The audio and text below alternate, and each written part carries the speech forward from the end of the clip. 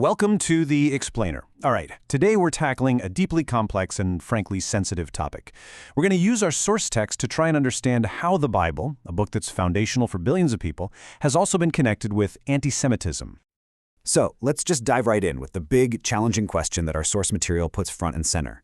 How can a text that's considered sacred also have passages that have been used for centuries to justify hate and persecution?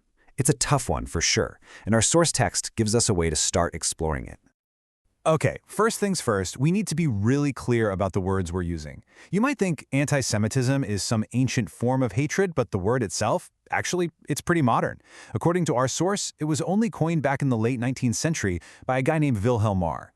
He was specifically talking about the anti-Jewish feelings of his time. So that's a really crucial starting point for us. Now, what's really interesting is that before we even get to the passages people usually point to, the source shows us that there are some pretty contradictory messages right there inside the Old Testament itself. This slide really lays out that tension perfectly. On one hand, you've got the book of Jonah, where the whole point is about God's mercy and compassion, even for the people of Nineveh, who are Israel's enemies. But then, you flip to books like Esther and Nahum, and you get a completely different vibe. One that's all about survival and, hatred for the enemy. So let's dig into that second perspective a little more and take a closer look at the book of Esther. Because this story, it really sets up a powerful theme that just keeps popping up throughout history. The author of our source material calls Esther a story about how a threatened minority survives. And it's a wild ride. The source describes it as this mix of over-the-top humor and just absolute horror at the threat of genocide. It's really a story written for people who are being persecuted. So the source points out a few key things going on here. This isn't just a history lesson, it's a parody of a powerful but kind of clueless royal court. It's also all about hiding. Esther has to hide her Jewish identity to survive. And get this, God is never once mentioned in the entire book. It's as if God is hiding too. And then there's Haman, the villain. He becomes this timeless blueprint for every single persecutor of the Jewish people to come. All right, let's shift gears now and move to the New Testament. This is where our source identifies texts that became foundational for Christian anti-Semitism, passages that were interpreted in ways that had, devastating consequences.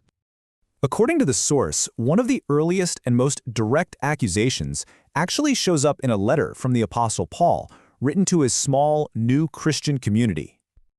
And there it is. This quote from 1 Thessalonians. Scholars in our source material describe it as just starkly anti-Jewish. I mean, it's this blanket condemnation that doesn't just blame an entire people for killing Jesus, but also for killing their own prophets, and then claims they're hostile to everyone. It's pretty intense. But then the source points to another scene, this one from the Gospel of Matthew, that's had even more of a catastrophic impact on history. It all goes down during the trial of Jesus. The author notes that this one line, shouted by the crowd, became the core justification for persecuting Jews for centuries. This idea of a generational curse, that all Jewish people for all time were collectively guilty for the death of Jesus, it was born right out of this single terrible verse. But hold on, because the story of how these texts were read and understood isn't so simple. It's not a straight line from text to persecution. The source shows us there have always been really complex, sometimes contradictory, views even within Christianity itself. So, to help us wrap our heads around this complexity, let's talk about the work of a scholar named Walter Sulzbach. Back in the mid-20th century, he came up with a theory to explain the church's really strange, often contradictory relationship with Jewish people. So Sulzbach's big idea is what he called a double holding. The church was basically holding two completely opposite ideas in its head at the very same time. On one hand, there was this negative view of Jews for rejecting Jesus, and that fueled all sorts of persecution. But on the other hand, there was this positive view, this belief that the Jews were still a chosen people who would, one day, be saved. And that tension shaped centuries of history. Okay, now let's fast forward to more recent times. The source highlights a huge project by Jewish scholars to engage directly with these difficult texts, not to throw them out, but to really re-examine them from their own perspective. So this project, called the Jewish Annotated New Testament, offers some really thoughtful alternative readings. Remember that verse from Thessalonians? Well, they suggest that maybe when Paul said the Jews, he didn't mean all Jewish people everywhere, but something more specific, like the inhabitants of Judea, a geographical thing. They also point out that the angry tone in that passage is really not like Paul's other writings, which might mean something very specific was going on in that community at that moment.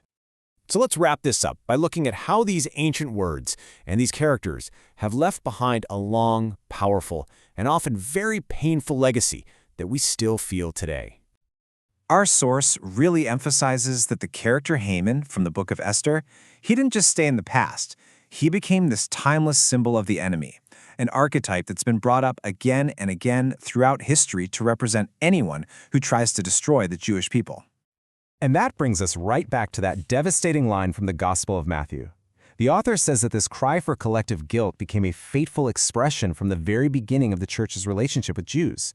It wasn't just a line in a story, it became a weapon. Which leaves us with one final and I think vital question that this whole analysis brings up.